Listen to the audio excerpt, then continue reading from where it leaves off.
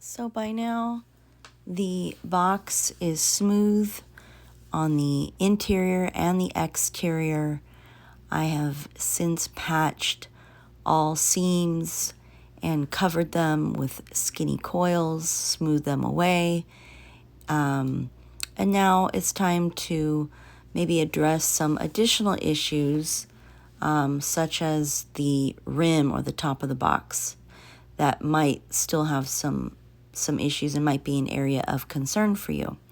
In a previous video, we leveled off the rim in the past by taking the box and flipping it upside down and tapping it firmly on a tabletop.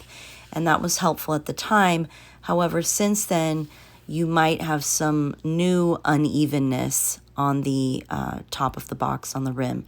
So a way to kind of work on that, if you want, is by initially sponging the top, especially, that's especially important if the clay got a little air dry on you. And then I recommend having a clean popsicle stick handy. You may have to take a paper towel and remove clay from the popsicle stick, and also have one side of your gift card clean. That will be helpful as well.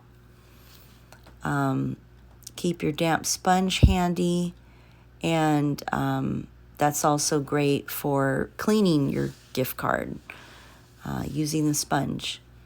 All right, so what I do next is I drag my popsicle stick over two sides, over the top of two walls, and I'm kind of, again, treating like the popsicle stick as though it was a rip tool, even though it's not.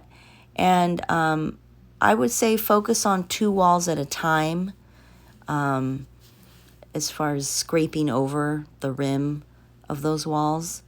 And so that'll help in leveling off the rim a bit. It will produce some jagged edges along the side, so you're going to want to smooth that away with either a damp sponge or your fingertip. That's the only problem with scraping the top of your box with a gift card or a popsicle stick. You will get some jagged edges that you will need to tend to. But here I'm using the gift card in the same way as I use the popsicle stick. I'm just dragging it side to side, back and forth, and I'm focusing on two walls at a time. Okay, so that should be helpful in a final leveling off of your rim, and just make sure there are no sharp edges anywhere.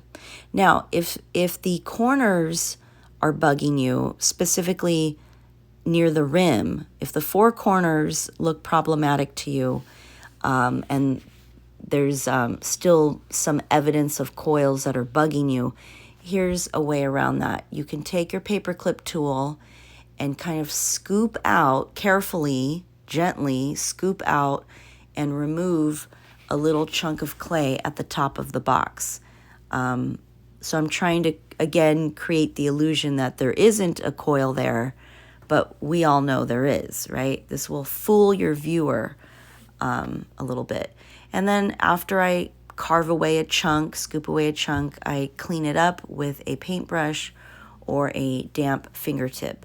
Again, this is optional, and only if you have time to do this, and only if the tops of all four corners are bothering you. This is a little trick to fix that a little bit. It just helps out a bit, but again, it's optional. I don't expect you to do this.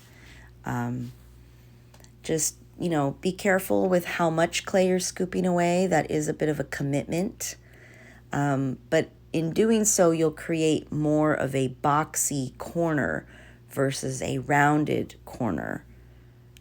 So again, this is optional. It's up to you. It's your call if you want to do this step, okay? But it does create a little bit more of a uniform look. So I'm pretty content with the box overall. I am noticing here I've got evidence of a coil I used in a previous video to add to the wall and to create height. So I'm probably going to baby that a little bit and try to remove some evidence of that coil, which is literally laying on the top of that wall. So you might need to edit that a bit. And again, you can clean that up with a popsicle stick or a paper clip. So after a while, you'll find a rhythm and you'll figure out, what tool is good for what area.